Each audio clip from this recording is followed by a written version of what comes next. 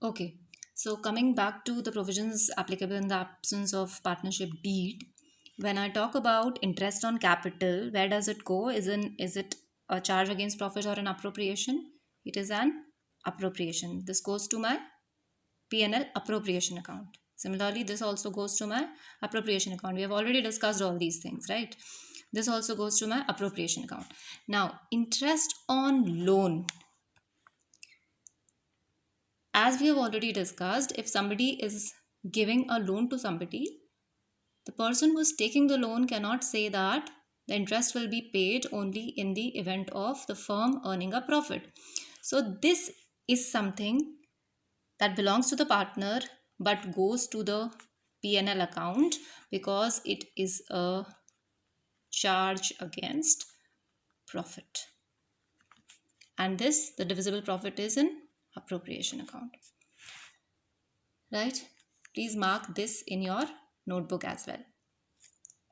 Now, there are two things that is given by the firm to the partner that act as a charge against profit and goes to the P&L account.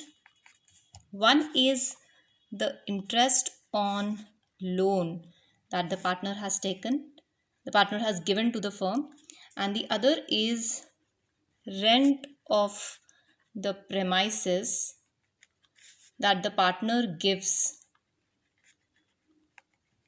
to the firm for carrying on business. Right? So, suppose, please don't write all this. You write till here. Now I'm explaining something. There's no need to write it, right? Suppose I say that my net profit as per P&L account is rupees, say, 25,000, and interest on loan of 5,000 had to be paid to the partner, and rent of the premises that the partner gave to the firm to carry on business, 10,000, has also to be paid, which has not been deducted from this net profit, and I am asked to make the P&L appropriation account, which means that this net profit, with the help of which I'm going to start my P&L appropriation account, is in excess by these two amounts, because this was supposed to be deducted from the profit in the P&L account itself, these two items being charge against profit. So when I start my P&L appropriation account, there are two steps that I can take. One is that I make my P&L account again and I write by profit 25,000 and I write to interest on loan 5,000 and I write to rent 10,000, and now this profit will be my net profit that I'm going to transfer to my P&L appropriation account, which gives me a net profit of 10,000. So now when I start my P&L appropriation account, it's for the year ended, it starts not with a profit of 25,000 but with a profit of 10,000, because this is the correct profit which should actually be appropriated or divided among the partners. Clear? Okay, so we have not written till here. Now I start writing again. Now we come to the next account, which is capital account of partners. Before we start with the capital account, what kind of account is a capital account? If I go to the modern approach, I have capital account where I say it is first of all, it is an internal liability for the firm. Right? It is an internal liability because business and businessman are two separate entities. So whatever capital the partner has invested in the business is supposed to return it to the businessman. Okay. Now, when I look at my modern approach, increase in capital is credit and decrease in capital is debit. Right? So let's start with the capital account now. Since we have at least two people as partners, I'll have to make two columns for the names of the partners. So say A and B. Similarly, on the credit side, I'll have A and B. Okay. Now, in the question, you will have the balance of the capital account. So since capital account is a liability, what kind of balance is it going to have? It is going to have a credit balance because increase in capital is credit and also increase in liability is credit.